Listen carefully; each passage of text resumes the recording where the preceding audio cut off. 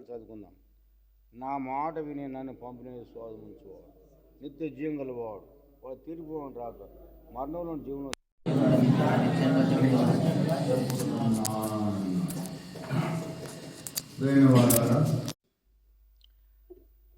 మరి ప్రభు యొక్క మాటలు మనం వింటున్నాం. ఈ మాటలు చదువుతుంటే ఎంత మాలో బలం వచ్చేసింది, అంతే. మాలో బలం వచ్చేసింది. కాబట్టి మాటలు ఈ లోక సంబంధమైన మాటలుగా కావు,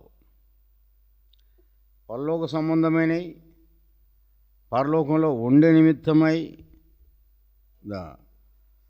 పరలోకంలో జీవించే నిమిత్తమై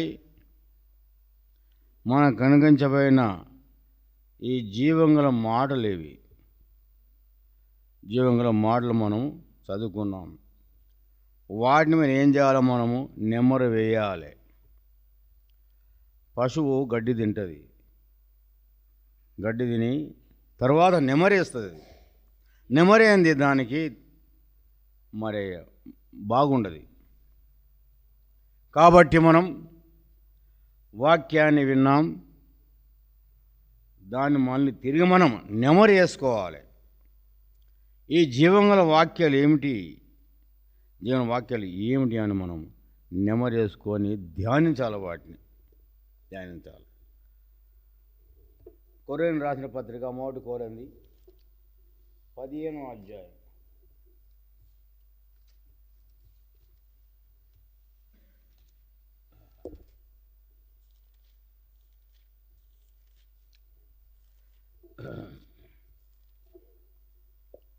మొదటి కొరింథీ 15వ అధ్యాయం.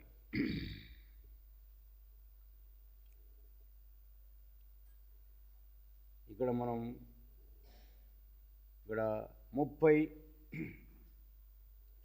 30 నుంచి 40 వచనాలు ఇవి కలిసి చదువుకున్నాం మనం. 30-40 వచనాలు అందరు చదవండి. మనిషి మాంసం వేరు, మృగ మాంసం వేరు, పక్షి మాంసం వేరు, చేప మాంసం వేరు, మరియు ఆకాశ వస్తు రూపములు కలవు, భూత రూపములు కలవు. ఆకాశ వస్తు రూపంలో మయ వేరు, భూత రూపం మహిమ వేరు. చాలు. ఇక్కడ చూడండి, ఇక్కడ మనిషి మాంసం వేరు, మృగ మాంసం వేరు, పక్షి మాంసం వేరు, చేప మాంసం వేరు. చూడండి, ఇక్కడ 4 విధాలు రాయబడ్డాయి. మనిషి మాంసము, మనిషి మాంసము, తర్వాత మృగ మాంసము, పక్షి మాంసము, చేప మాంసం అని రాయబడ్డాయి. కాబట్టి మనుషుడు లోకంలో జీవిస్తాడు, మనిషికి కావాల్సిన ఆహారం తినుచుంటాడు. ఆర్థిగా తినకపోతే ఆరోగ్యం ఉండదు, తినకపోతే ఆరోగ్యం ఉండదు. అది మనిషికి కావాల్సిన ఆహారం. మరి మనిషి 3 పూటల చక్కగా భోజనం చేస్తారు. కాబట్టి భోజనం చేస్తూ మరి ఆ మనిషి యొక్క మాంసం వృద్ధిలోనికి వస్తుంది. దానివలన బలంగా ఉంటారు, ఆరోగ్యంగా ఉంటారు, తిరుగుతారు. అంతవరకే ఇది మనిషికి ఉన్న యొక్క లక్షణం. తర్వాత మనిషి మాంసం వేరు, మృగ మాంసం వేరు. మృగాలు వాటికి అరణ్యం కావాలి, వాడికి ఊరు పనికిరాదు. అది అరణ్యములో ఆహారాన్ని భుజించి ఆ మాంసం అరణ్యానికే అలవాటు పడుతుంది. గ్రామంలో ఉండటానికి వీల్లేదు. అది అది ఉండలేదు కూడా, అది ఉండలేదు కూడా. ఎందుకంటే దాని మాంసం ఆరితిగా అలవాటు పడ్డది. దానికి పెద్ద అరణ్యం కావాలి, అక్కడ చక్కటి గాలి కావాలా, నీరు కావాలా, నది నీరు కావాలి. ఆరితిగా అది ఉండగలుగుతుంది. తర్వాత ముఖమాంసం వేరు, తర్వాత పక్షి మాంసం వేరు. పక్షి మాంసం వేరు. మరి పక్షి దాని యొక్క దేహం, దాని యొక్క శరీరం అది ఎగరగలదు. దానికి దేవుడు ఆ రీతిగా ఆ మాంసానికి ఆ శక్తిని ఇచ్చాడు. కాబట్టి మరి ఈ విధంగా మనుషుడు, మృగం, పక్షి, చేప, తర్వాత చేప మాంసం నీటిలో మాత్రమే అంతే బ్రతకాలంతే. అది ఆ మాంసం నీటికి ఆ చేపకే సంబంధం. అది బయట అది బతకలేదు. మనుషుడు నీళ్ళలో బతకలేడు, చేప నీళ్ళలో నిలిచిపెడితే బతకలేదు. ఇదిగా రకరకాల ఈ మాంసం ఆరిదిగా అలవాటు పడ్డది. తదుపరి చంద్రమండలంలో ఉండాలంటే, చంద్రమండలం పోవాలంటే ఇక్కడి ఆహారం మనుషుడు తినకూడదు. అక్కడ పోయిన తర్వాత ఆ యొక్క ఆహారం వేరే విధంగా ఉంటుంది. అన్ని కంప్యూటర్తో నంతవరకే సిస్టమ్. బటన్ నొక్కితే ఒక పుల్ల నోట్లోని ప్రవేశిస్తుంది. అక్కడ ఉన్న దినాలు అంతా ఆ పుల్లలే తినాలా, అంతవరకే ఆ దేహం ఆరితిగా కాపాడబడుతుంది. కాబట్టి చూడండి, మరి ఈ మనం పరలోకములో ఉండాలంటే ప్రభు మనకు ఒక ఆహారం సిద్ధం చేసి పెడుతున్నాడు.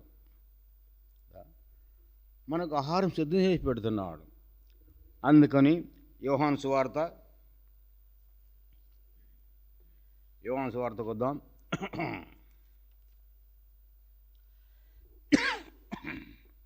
యోహాను సువార్త 6వ అధ్యాయం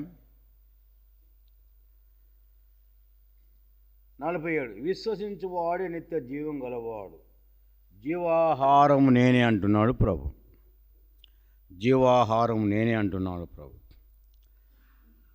ప్రియమైన వాళ్ళారా, ఈ జీవాహారము మనకు కనబడే భౌతికమైన రొట్టెలో లేదు, భౌతికమైన రొట్టెలో లేదు. భౌతిక కనబడే ఆ ద్రాక్ష రసంలో లేదు, అందులో ఉన్నది దేవుని యొక్క గొప్ప మాటలో ఉన్నది. సైతాను శోధించినప్పుడు ప్రభు ఒక మాట అన్నాడు, మనుషుడు రొట్టె వలన మాత్రమే కాదు, దేవుని నుంచి వచ్చు మాట వలన జీవిస్తాడు. మనుషుడు రొట్టె వలన మాత్రం జీవించాడు. జాగ్రత్త సైతానా, దేవుని నోటి నుంచి వచ్చే ప్రతి మాట వలన జీవిస్తాడు. కాబట్టి పైన వాళ్ళారా, దేవుని యొక్క మాటలు ఇక్కడ జీవంగల మాటలుగా తాను ఇక్కడ సెలవిస్తున్నాడు. కాబట్టి ఇక్కడ చూడండి, ఇక్కడ మీ పితరులు అరణ్యములో మన్నాను తిని చనిపోయిరి. మీ పితరులు మన్నాను తిని చనిపోయిరి అని రాయబడ్డారు. వాస్తవంగా మన్నా చాలా చక్కటి ఆహారం ఇచ్చాడు దేవుడు. చాలా చక్కటి ఆహారాన్ని వారికి ఇచ్చాడు. ఎందుకంటే దేవుని యొక్క బిడ్డలు చాలా బలం కలిగి ఉండాలి. దేవుని యొక్క బిడ్డలు చాలా బలం కలిగి ఉండాలి, శక్తి కలిగి ఉండాలి.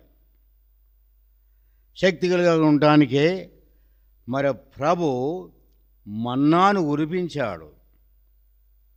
ప్రభు మన్నాను కురిపించాడు. ఈ మన్నా దేవదూతలు తినే ఆహారం అట. ఈ మన్నా దేవుని యొక్క దూతలు తినే ఆహారం. కీర్తనాగ్రంథం 78వ అధ్యాయం 24, 25 చదవండి.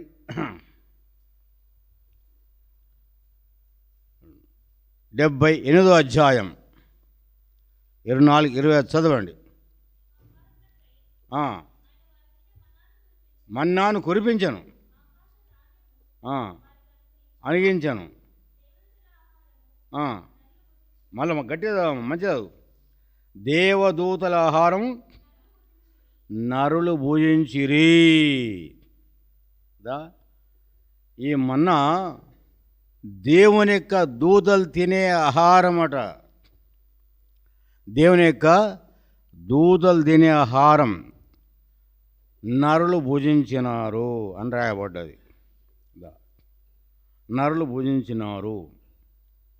కాబట్టి పోయిన వాళ్ళారా, దేవుని యొక్క దూతలు ఆ మన్నాను భుజించను కాబట్టి మరి బలమైన వారుగా, దేవదూత బలమైన వారుగా జీవించగలిగినారు. చూడండి, రెండవ రాజులు 19వ అధ్యాయం 35వ వచనం చదవండి.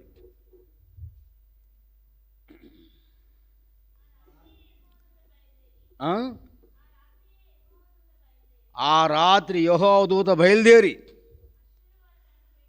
అష్షూరు దండపేటలో వచ్చి 185,000 మందిని హతం చేశాను. చూడగా ఒక్క దూతకి ఎంత బలం ఉందట? ఒక దూతకు 185,000 హతం చేసే బలం.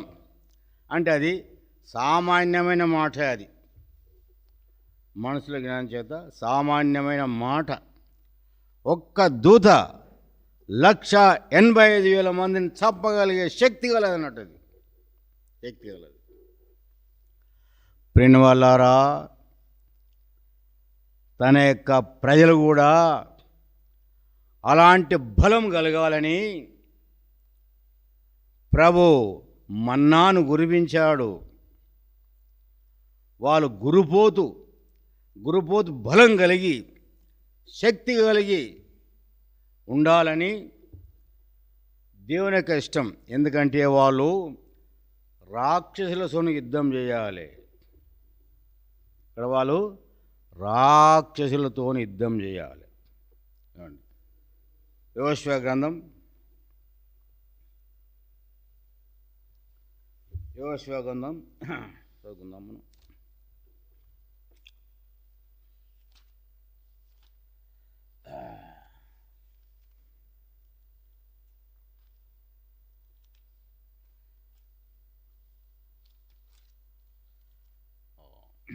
చూపెడతాం.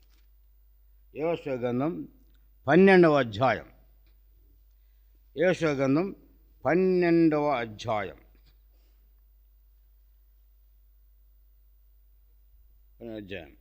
ఇక్కడ చూడు. ఇక్కడ 8వ వచనం నేను చదువుతాను, బాగా వినండి మీరు. మన్యములోను, లోయలోను, శేపల ప్రదేశంలోను, చెరేలోను ప్రదేశంలోను, అరణ్యంలోను, దక్షిణ దేశంలో ఉండిన ఇత్తీలు, అమోరీలు, కనానీయులు, పెరెజ్జీలు, ఇవీలు, యోబసీలు అనువారు రాజులు ఇశ్రాయేలు పట్టుకొనిరి. వీళ్ళంతా ఎంతమంది రాళ్ళట? 31 మంది రాజులు. వీళ్ళంతా ఈ లెక్క పెట్టిన వీళ్ళంతా రక్కస సైన్యం చెందిన వాళ్ళు. వాళ్ళంతా రక్కసులు, బలం కలిగిన వారు, చాలా బలం కలిగిన వాళ్ళు. మూర్ఖ జనం అన్నట్టు ఇదంతా. ఇక్కడ 31 రాజులు కనబడుతున్నారు. వాళ్ళంతా మూర్ఖ జనం. వారిని జయించాలంటే దేవుడు వారికి మొదట మన్నాను గురించి చూపెట్టాడు. మన్నాను తినమని చెప్పాడు. కానీ ఇశ్రాయేలు మన్నాని తిని ఏమన్నారు, ఆఖరికి ఐగుప్తుని రాజు చేసుకున్నారు. తెల్లగడ్డలు ఎక్కడవాయ్, ఉల్లిగడ్డలు ఎక్కడవాయ్, కూరగాయలు చేపలు ఎక్కడవాయ్, ఈ మన్నేనా చూడండి, ఈ మన్నేనా. పోయిన వాళ్ళారా చాలామంది చక్కటి బోధలకు అలవాటు పడతారు. ఈ కాలంలో సెల్ ఫోన్లు వచ్చినా సరిపోతలేదు, అందులో సెల్ ఫోన్లో వచ్చే బోధ కూడా సరిపోతలేదు. చక్కటి బోధలన్నీ వింటున్నారు. ఆత్మీయంగా ఎదుగుదల లేదు. అబ్బా, వాక్యాన్ని బాగా వింటారు. గింతేనా మా మందిరంలో గింతేనా అనే కాడికి వచ్చింది. ప్రియ వాళ్ళారా, అది కాదు. పూర్వకాలంలో భక్సింగ్ గారు ఉండి ఆయన కాలం పోయింది. తర్వాత చక్కటి పాల్ సుధాకర్ గారు మంచి బ్రహ్మాండమైన బోధకుడు. ఆయనది అయిపోయింది. శ్యామ్ విలియమ్ది అయిపోయింది. గ్రేట్ అనే వ్యక్తులది అయిపోయింది. చాలా గ్రేట్ అనే వ్యక్తుల బోధలు మేము విన్నాం. వారి బోధ కాదు నువ్వు ఆధారపడేది, వారి బోధ కాదు. నీవు ఎంతగానో ధ్యానం చేస్తున్నావు, ఎంతగానో వాక్యాన్ని చదువుతున్నావు, ఎంతగా వాక్యాలు నువ్వు బలాన్ని సంపాదించుకుంటున్నావు, ఎంతగా వాక్యాన్ని బలాన్ని సంపాదించుకోగలుగుతున్నావు. వారి బోధలే కావాలా? నీ బోధ ఏమవుతుంది? నీ ధ్యానం ఏమవుతుంది? నీ ధ్యానం, నీ బలం ఏమైపోతుంది? నీకు బలం వద్దా? ధ్యానం వద్దా? బలం వద్దా? బలాన్ని సంపాదించుకోవాలా. బలాన్ని సంపాదించుకొని సంసిద్ధంగా ఉండాలి. పోయిన వాళ్ళారా, దేవుడు వీరికి చక్కటి ఆహారాన్ని కురిపించాడు. సంఖ్యాకాండం 11వ అధ్యాయం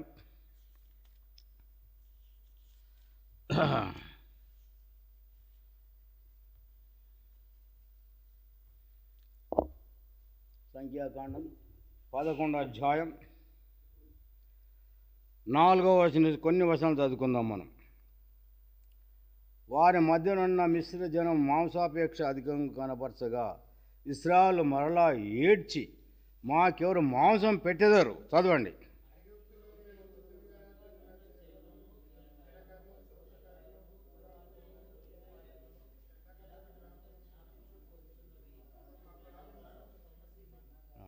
ఈ మన్నాగాక మా కనుట మరేమి లేదని చెప్పుకొని చాలు, అంతవరకే చాలు.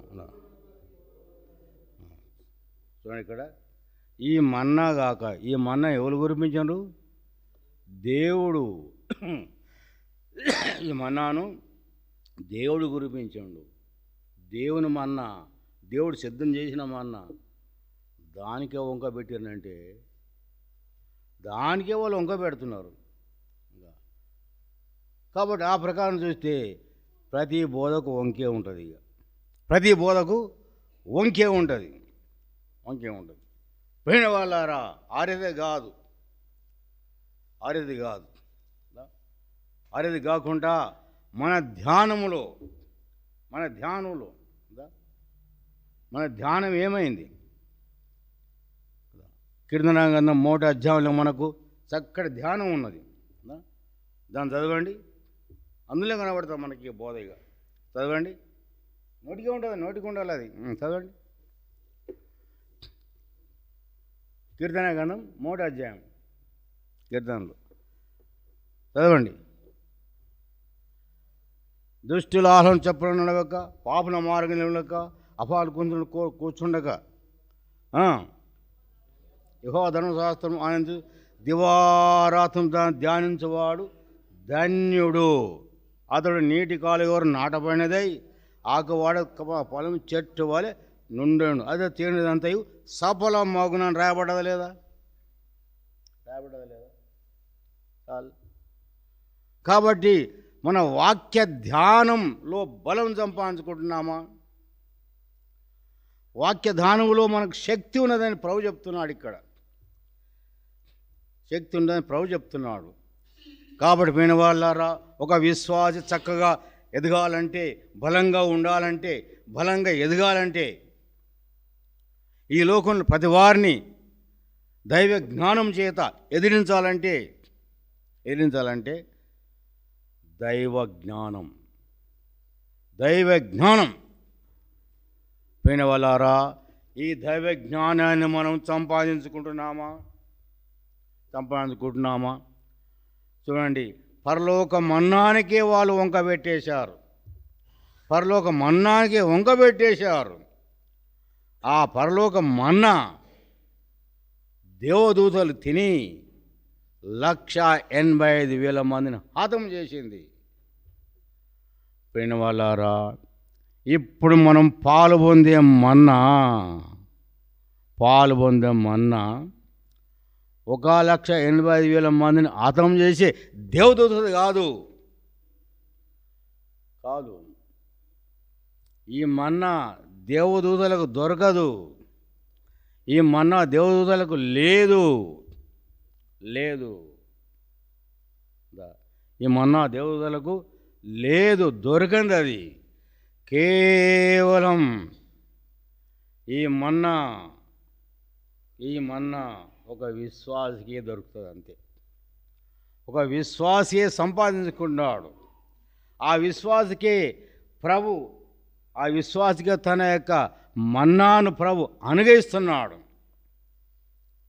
అందుకని జీవాహారము నేనే అంటున్నాడు ప్రభు. పోయిన వాళ్ళారా, ఈ హారంలో ఉన్న బలం ఎంతనట? యుగయుగాల బలం. నీ యుగయుగాల బలం నీలో ప్రవేశిస్తున్నది.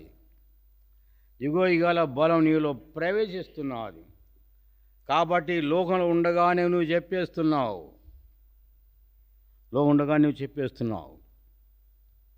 ఏమని చెప్పేస్తున్నావు? నేను కన్ను మూసిన వెంటనే దేవుని దగ్గర వెళ్ళబోతున్నాను, యుగాల రాజ్యంలో నేను ఉండబోతున్నాను, యుగయుగుల రాజ్యంలో నేను ఉండబోతున్నాను. అలాంటి బలము నాకు ఇచ్చినాడని నువ్వు చెప్పగలిగే స్థితిలో ఉంటున్నామా? పోయిన వాళ్ళారా, కాబట్టి ఆ బలాను తీసుకునేటప్పుడు చాలామంది ఎప్పుడు రొట్టె అవుతుందా, ఎప్పుడు ద్రాక్షం వస్తుందా, ఎందుకు ఎదురు చూడాలి? అవసరమా? అది నీ కడుపులో పడ్డంత మాత్రం లోపట ఏమైనా నీకు బలం సంపాదించుకుంటున్నావా? లేదే. పిన్నవాళ్ళారా, దేవుని యొక్క నోటి మాట చేతనే నీలో శక్తి బలంగా వచ్చేస్తున్నది. యోహాను సువార్త 5వ అధ్యాయం 24 చదవడం మరొకసారి. 5వ అధ్యాయం 24వ వచనం. కాదు, 5వ అధ్యాయం. నా మాట నమ్మి, నా మాట విని నన్ను పంపిన విశ్వాసం ఉంచువాడు నిత్యం జీవం గలవాడు, వాడు తీర్పులను రాక మీతో నిశ్చయంగా చెప్పుచున్నాను. చూసారా? నా మాట విని నన్ను పంపిన విశ్వాసం ఉంచువాడు నిత్య జీవం గలవాడు అంటున్నాడు. కాబట్టి ప్రియ వాళ్ళారా, ఈ నిత్య జీవాన్ని సంపాదించుకో నిమిత్తమే మనం బలలో పాల్పొందుతున్నామని మనము జాగ్రత్తగా తీర్మానం చేసుకోవాలి. తర్వాత జాగ్రత్తగా వాక్యాన్ని ధ్యానించి ఆ బలాన్ని నువ్వు సంపాదించుకోవాలి. రొట్టెలో పాల్గొన్న నీకు బలం ఏం రాదు, ఆ ద్రాక్షను తాగిన తర్వాత నీకు బలం ఏం రాదు. ఆయన మాటలు నీవు సమృద్ధిగా సంపాదించుకొని, ఆయన మాటలు నువ్వు సమృద్ధిగా తిని, సమృద్ధిగా ధ్యానించి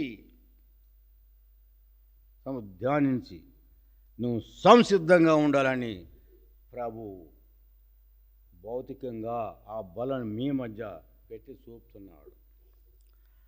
ప్రియ వాళ్ళారా, ఈ సత్యం కాదా? కాబట్టి మన ధ్యానం ఎక్కడ పోతుంది కదా? మన ధ్యానం ఎక్కడ పోతుంది? మన నెమరేవేసి ఎక్కడ పోతుంది? ఇందులో ఉన్న రహస్యాన్ని మనము తెలుసుకోలేకపోతున్నాం కదా. చూడండి, ఒక దూతకే అంత బలం ఇచ్చాడే, దూతకు అంత బలం ఇచ్చాడు. కానీ నీకు దూత కాదు, కోట్ల కొల దూత బలం నీ ఒక్క విశ్వాసకే ఇస్తున్నాడు ప్రభు. కోట్ల కొల దూతలకున్న బలం ఒక విశ్వాసకే ఇవ్వటానికే ప్రాణం పెట్టినాడు ప్రభు. దేవతలకు ప్రాణం పెట్టి అవసరమా? అవి పాపం చేయలేదే, వాటికి బలి అవసరం లేదు, వాటికి బలి అవసరం లేదు. బలి కావాల్సింది నీ కొరకే, నీకే అవసరం బలి. రక్తం నీకే అవసరం, యేసయ్య రక్తం నీకే అవసరం వచ్చింది.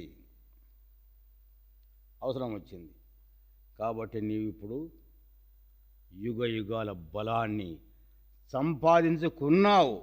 సంపాదించుకుంటావని కాదు ఇక్కడ మాట, సంపాదించుకున్నావని సాక్ష్యం ఇష్టానికి ప్రభు నువ్వు బలలో పాలు పొందబోతున్నావు అంతే. కాబట్టి నువ్వు బలలో పాలు పొందేటప్పుడు నీ తీర్మానం అదే. అందుకనే పరీక్ష అంటున్నాడు ఇక్కడ, కొరింథీయులకు రాసిన పత్రిక 2వ కొరింథీ 13వ అధ్యాయం 13వ అధ్యాయం ఇక్కడ 5వ వచనాన్ని 5-6 వచనాలు మనం చదువుకుందాం. 5వ వచనం నేను చదువుతాను, 6 మీరు చదవండి. మీరు విశ్వాసం గలవారై ఉన్నారో లేదో మిమ్మల్ని మీరే శోధించుకొని చూసుకొనండి, మిమ్మల్ని మీరే పరీక్షించుకోనండి. మీరు భ్రష్టులు కానేలా యేసుక్రీస్తు మీలో ఉన్నాడని మిమ్మల్ని మీరే ఎరుగరా?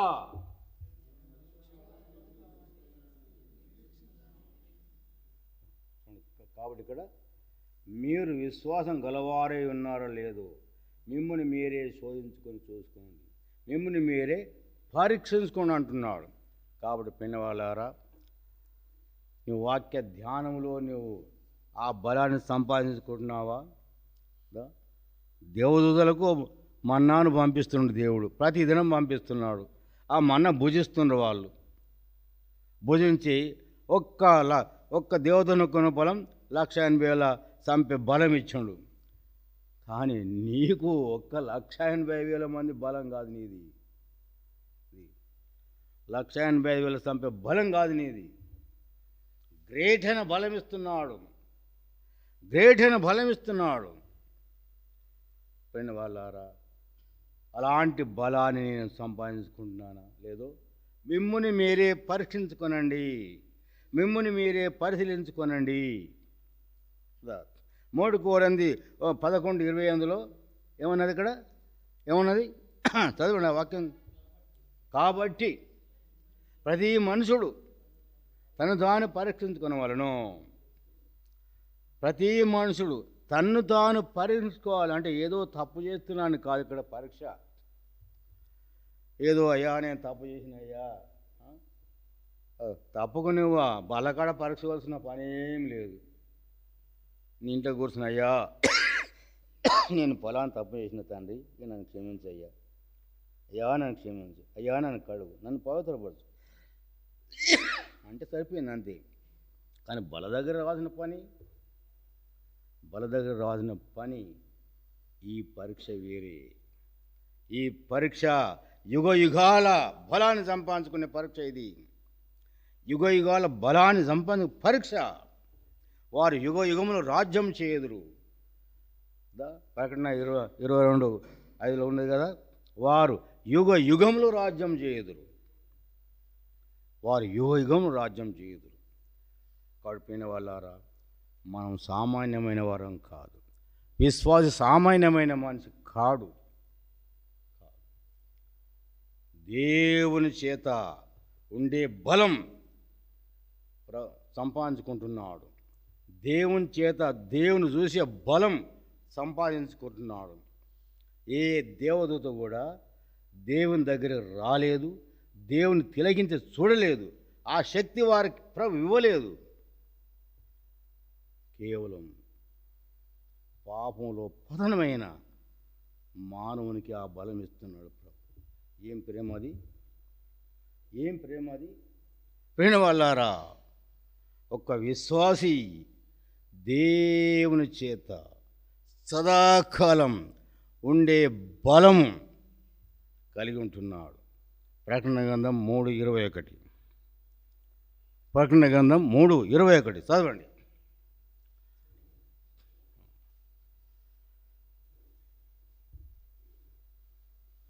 నేను జయించి నా తండ్రితో కూడా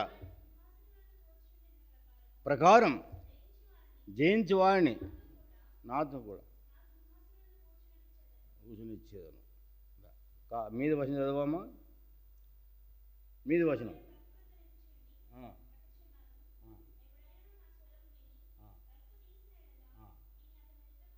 అదే వచ్చి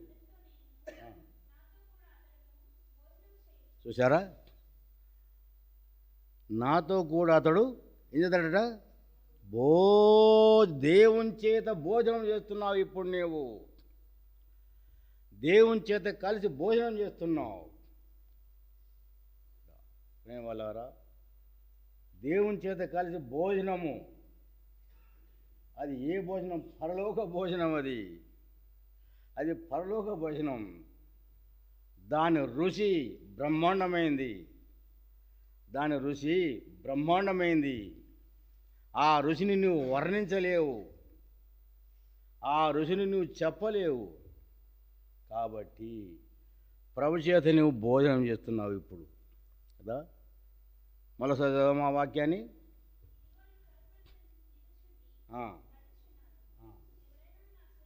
నా సరమి వచ్చి అతనితో అతను ఆత్మీయమైన భోజనం చేస్తున్నావు ఇప్పుడు నువ్వు. ఈ ఆత్మీయమైన భోజన బలం యుగాలది, కోట్ల సంవత్సరాలది కాదు. ఇది యుగాలది.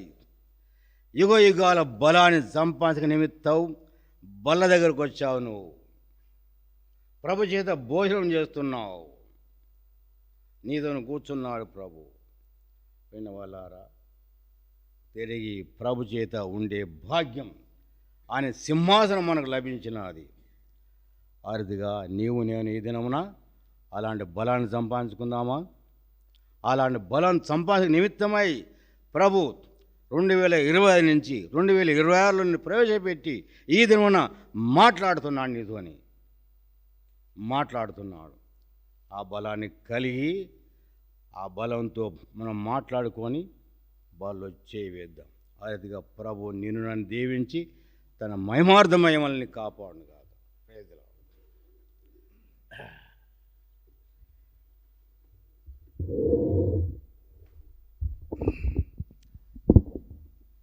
బలలో పాల్పొందక ముందు మోకరించండి, ప్రార్థన చేస్తాం. కొన్ని నిమిషాలు పరీక్ష చేసుకుందాం.